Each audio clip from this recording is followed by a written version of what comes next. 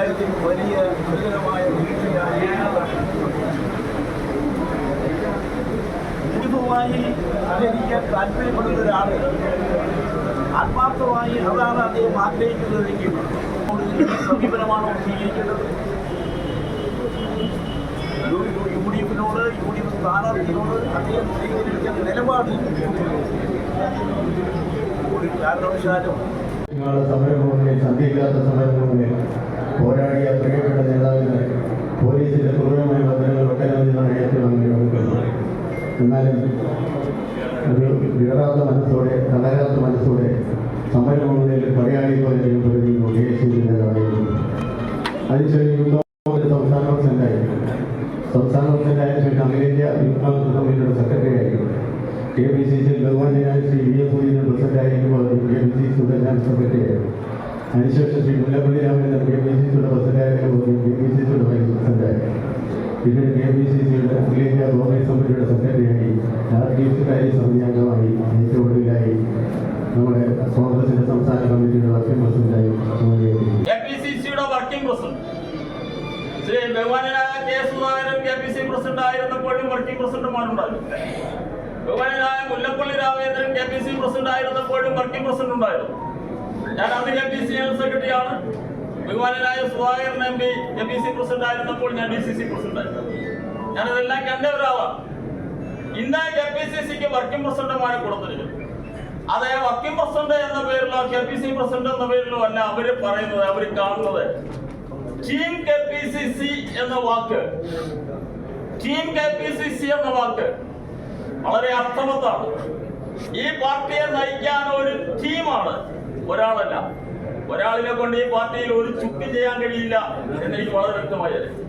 ആ ടീം KPCCയിൽ അംഗമാകാൻ കഴിഞ്ഞ ശ്രീ PC വിശ്വനാഥ്, അദ്ദേഹത്തിന്റെ കോൺഗ്രസ് പ്രസ്ഥാനത്തിലെ പ്രവർത്തന പരിചയവും പരിചയ സമ്പത്തും ഈ പാർട്ടിയിൽ ഉണ്ടായിട്ടുള്ള ദൗർബല്യങ്ങളെ തുടച്ചു നീക്കി ഈ പാർട്ടിയെ സമ്പുഷ്ടമാക്കുവാൻ ഉപകരിക്കട്ടെ. അതിനെല്ലാ സാഹചര്യങ്ങളും ദൈവം തമ്പുരാൻ അദ്ദേഹത്തിന് നൽകട്ടെ എന്ന് ജില്ലാ കോൺഗ്രസ് കമ്മിറ്റിയുടെ പേരിൽ ഞാൻ ആത്മാർത്ഥമായി അഭ്യർത്ഥിച്ചുകൊണ്ട് ഞാൻ എന്റെ വാക്കുകൾക്ക് വിരാമം വിടുകയാണ്. ഈ നന്നായി പ്രവർത്തിച്ചു പോകുമ്പോൾ ഈ ജില്ലയിൽ കോൺഗ്രസിന് നഷ്ടപ്രതാപം വീണ്ടെടുക്കാനുള്ള പ്രവർത്തനങ്ങൾക്ക് കൂടി നമുക്ക് ഒരുമിച്ച് അദ്ദേഹത്തോടൊപ്പം നിന്നുകൊണ്ട് 2026 നടക്കുന്ന നിയമസഭാ തെരഞ്ഞെടുപ്പും അതിനു മുൻപ് നടക്കുന്ന നവംബർ മാസത്തിൽ നടക്കാൻ സാധ്യതയുള്ള ത്രിതല പഞ്ചായത്ത് മുനിസിപ്പൽ കോർപ്പറേഷൻ തെരഞ്ഞെടുപ്പിലും നമ്മുടെ ജില്ലയിൽ തിളക്കമാർന്ന വിജയം നേടുവാൻ നമുക്ക് എല്ലാവർക്കും ഒത്തു പ്രവർത്തിക്കാമെന്ന് ഈ സമയത്ത് പ്രത്യാശിക്കുകയാണ്. ഈ KPCCയുടെ മുന്നിലുള്ള ഏറ്റവും ആദ്യത്തെ രാഷ്ട്രീയ ദൗത്യം എന്ന് പറയുന്നത് അക്ഷരാർത്ഥത്തിൽ പിണറായി വിജയൻ സർക്കാരിന്റെ കൗണ്ട് ഡൗൺ ഒഫീഷ്യലായി തുടങ്ങാൻ പോകുന്ന നിലമ്പൂർ നിയമസഭാ ഉപതെരഞ്ഞെടുപ്പാണ്.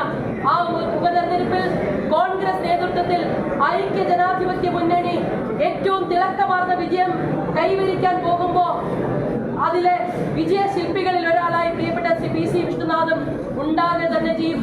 ഈ വേളയിൽ കേരളത്തിലെ കോൺഗ്രസ് പ്രവർത്തകർ ഏറെ ആത്മവിശ്വാസത്തോടും അതിലേറെ സന്തോഷത്തോടു കൂടിയാണ് പുറത്തുനിന്ന് വന്ന് കോൺഗ്രസിനെ വിരട്ടി ഇഷ്ടമുള്ള തീരുമാനം എടുപ്പിക്കാമെന്ന് കരുതിയവരുടെ മുന്നിലേക്ക് തന്റെ ഇടത്തോടെ കോൺഗ്രസിന്റെ UDFന്റെ വികാരം ആത്മാഭിമാനം ഉയർത്തിപ്പിടിച്ച പ്രിയപ്പെട്ട നേതൃത്വത്തിന് എല്ലാവർക്കും അഭിവാദ്യങ്ങൾ അർപ്പിച്ചുകൊണ്ട് ശ്രീ PC വിഷ്ണുനാഥ് ഇനിയും അദ്ദേഹത്തിന്റെ രാഷ്ട്രീയ ജീവിതത്തിലും വ്യക്തി ജീവിതത്തിലും ഒരുപാട് ഉയരത്തിൽ പോകാൻ കഴിയുമാറാകട്ടെ എന്നാണ്. നമ്മുടെ അടുക്കളയിൽ നമ്മൾ ഇത് വേവിച്ചുകൊണ്ടിരിക്കുന്നത് അതിന്റെ ചില കാര്യങ്ങൾ ഇവിടെ നടക്കുന്നുണ്ട്.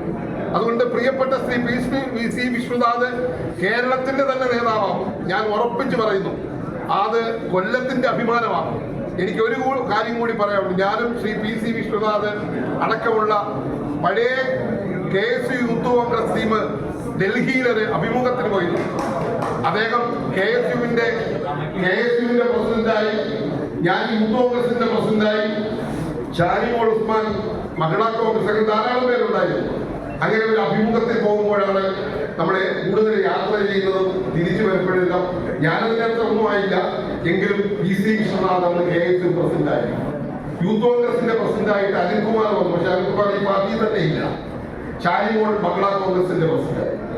അന്ന് ഏറ്റവും കൂടുതൽ സന്തോഷിച്ചത് ശ്രീ PC വിശ്വനാഥ് KSUവിന്റെ പ്രസിഡന്റ് ആയതുകൊണ്ടാണ്. കാരണം മാത്രമൊന്നുമല്ല, കൊല്ലം ജില്ലയിൽ ശാസ്താംകോട്ട കോളേജിൽ SFIയുമായി നേർക്കുനേർ പോരാടിയ ഒരു വിദ്യാർത്ഥി നേതാവായിരുന്നു ശ്രീ PC. പൊതുജനങ്ങളുടെ മുന്നിലും സമർത്ഥമായി അവതരിപ്പിക്കാൻ കഴിവുള്ള ഒരു രാഷ്ട്രീയ നേതാവാണ് PC. ഞാൻ നേട്ടുന്നില്ല. DCC പ്രസിഡന്റ് വളരെ ചുരുക്കി പറയണമെന്ന് പറഞ്ഞു നമ്മുടെ ബഹുമാന്യനായ നേതാവ് CVM സുധീരൻ. ഞാൻ അദ്ദേഹത്തോട് CVM സുധീരനോട് ഇപ്പോൾ ഇവിടെ ഇരുന്നപ്പോൾ പറഞ്ഞുകൊണ്ടിരിക്കുകയായിരുന്നു. തെക്കൻ കേരളം എന്ന് പറയുമ്പോൾ തിരുവനന്തപുരം, കൊല്ലം, പത്തനംതിട്ട, ആലപ്പുഴ ഈ 4 ജില്ലകൾ ഉൾപ്പെടുന്നു.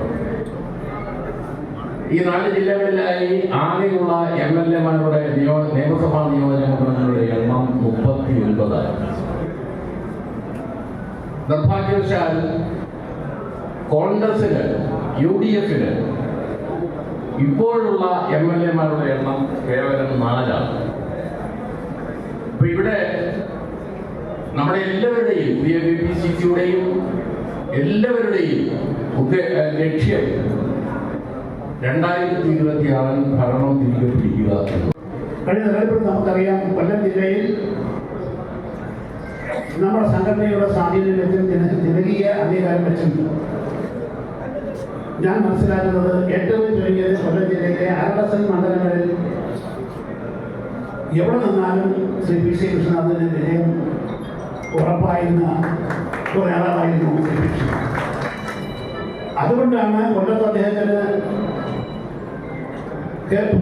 KPCCയും ACCയും സ്ഥാനാർത്ഥിത്വം തീരുമാനിച്ചെങ്കിലും ഇവിടെ ചില ബുദ്ധിമുട്ട് വന്നപ്പോൾ കുണ്ട്രയിലെ യുവാക്കൾ ഒരു പ്രകടനം നടത്തി അവിടെ അദ്ദേഹം മത്സരിക്കണം എന്നാവശ്യപ്പെട്ടുകൊണ്ട്, സ്ഥാനാർത്ഥിയാകണം എന്നാവശ്യപ്പെട്ടുകൊണ്ടുള്ള പ്രകടനം പാതിരാത്രി 12 മണിക്ക് നടത്തി കൊല്ലത്തേക്ക് വന്ന സാഹചര്യങ്ങളുണ്ട്. അത്രയ്ക്കും കൊല്ലം ജില്ലയിലെ യുവാക്കളുടെയും ജനങ്ങളുടെയും വളരെയേറെ സാധ്യതയും അംഗീകാരവും ഉണ്ടായിരുന്നതും ഇപ്പോഴും ഉള്ളതുമായ നേതാവാണ് ശ്രീ PC വിശ്വനാഥ്. നിരന്തരമായി ഉന്നയിച്ചുകൊണ്ടിരുന്ന ഒരു ആവശ്യമാണ്.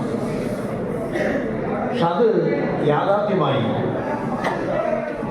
കേരള യൂണിവേഴ്സിറ്റിയിൽ സെനറ്റിൽ 3 വിദ്യാർത്ഥി പ്രതിനിധികളെ ഉൾപ്പെടുത്തുന്ന സാഹചര്യമുണ്ടായി. പ്രിയപ്പെട്ട ശ്രീ MM ഹസൻ, പിന്നീട് CPIയെ പ്രതിനിധീകരിച്ചുകൊണ്ട് ശ്രീ ഉദയഭാനു, J. ഉദയഭാനു, പിന്നീട് നമ്മുടെ സലാം പിന്നീട് കോൺഗ്രസിൽ വന്നു, അഡ്വക്കേറ്റ് സലാം. അദ്ദേഹം അന്ന് SF-ന്റെ പ്രവർത്തകനായിരുന്നു. ഇവർ 3 പേരാണ് ആദ്യമായി സർവകലാശാല സെനറ്റിൽ വന്നത്. പിന്നീട് നമുക്കറിയാം, സെനറ്റല്ല സിൻഡിക്കേറ്റിൽ അംഗത്വം വേണമെന്ന് നമ്മൾ ആവശ്യപ്പെട്ടു. അങ്ങനെ കേരള സർവകലാശാലയിൽ ഏഷ്യയിൽ ആദ്യമായി സർവകലാശാല സിൻഡിക്കേറ്റിൽ അംഗമാകുന്നത് നമുക്കെല്ലാം പ്രിയപ്പെട്ട ശ്രീ ചിറ്റാറാണ്.